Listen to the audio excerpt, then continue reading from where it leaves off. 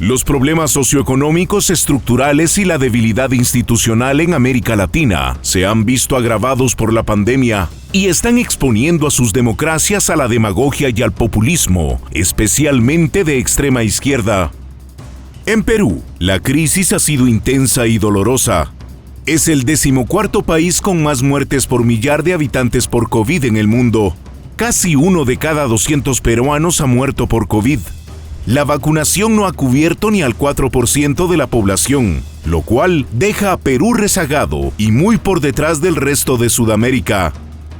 Por si fuera poco, el desempleo llegó al 14% en 2020 y la economía peruana cayó 11.2%, convirtiéndose en la segunda economía que más sufrió en América Latina después de Venezuela. Estas son las peores cifras desde 1989, cuando Perú vivía momentos complejos de hiperinflación y violencia guerrillera. La política marcha aún peor. Todos los expresidentes desde Alberto Fujimori han sido condenados, están imputados o son señalados de corrupción. Los escándalos han sacudido la política y el Perú ha tenido 4 presidentes en los últimos 4 años. En medio de este clima de desencanto con la política y en medio de la crisis sanitaria y económica que trajo la pandemia, los peruanos acudieron a las urnas el pasado 11 de abril. Hubo 18 candidatos presidenciales y 20 partidos buscando una representación en el Congreso. Ante tremendo desorden, dispersión, confusión y subdesarrollo político, los votantes tomaron decisiones. Pedro Castillo, de Perú Libre, un candidato de extrema izquierda, se llevó el primer lugar con apenas el 19% de votos válidos. En segundo lugar, y solo con 13% de los votos, quedó Keiko Fujimori, la hija del expresidente Alberto Fujimori. Los votos nulos y en blanco sumaron el 18%, la cifra más alta en 40 años. En el Congreso, el 78% de los diputados eran nuevos y 101 de los 130 diputados no tienen experiencia previa en la administración pública.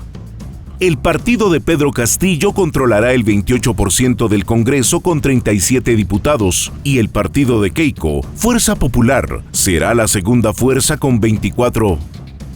Pedro Castillo pretende dinamitar el sistema político y económico del Perú. Propone nacionalizar las industrias extractivas, abandonar el Pacto de San José y los tratados de libre comercio. Amenazó con destituir al Tribunal Constitucional y redactar una nueva constitución para el Perú. Vladimir Cerrón, un marxista-leninista y titiritero de Pedro Castillo, es el cerebro detrás del proyecto totalitario para el Perú. Un personaje acomplejado y siniestro que fue condenado por corrupción en 2019. El modelo político del Perú, imperfecto y disfuncional, es equivalente al desastre venezolano antes de Chávez. Sin embargo, si llegan estos personajes de extrema izquierda, podríamos ver al Perú seguir los desastrosos pasos de la Venezuela chavista. Por su parte, Keiko Fujimori, la otra candidata y otra consecuencia del subdesarrollo político latinoamericano, estuvo en detención preventiva, acusada de hechos de corrupción hasta mayo del 2020. Por su historia familiar, la presidencia dictatorial y corrupta de su padre, y por su propia trayectoria política, Keiko Fujimori tiene un alto antivoto que pone su victoria cuesta arriba. El próximo 6 de junio los peruanos decidirán el futuro de su país en una segunda vuelta electoral.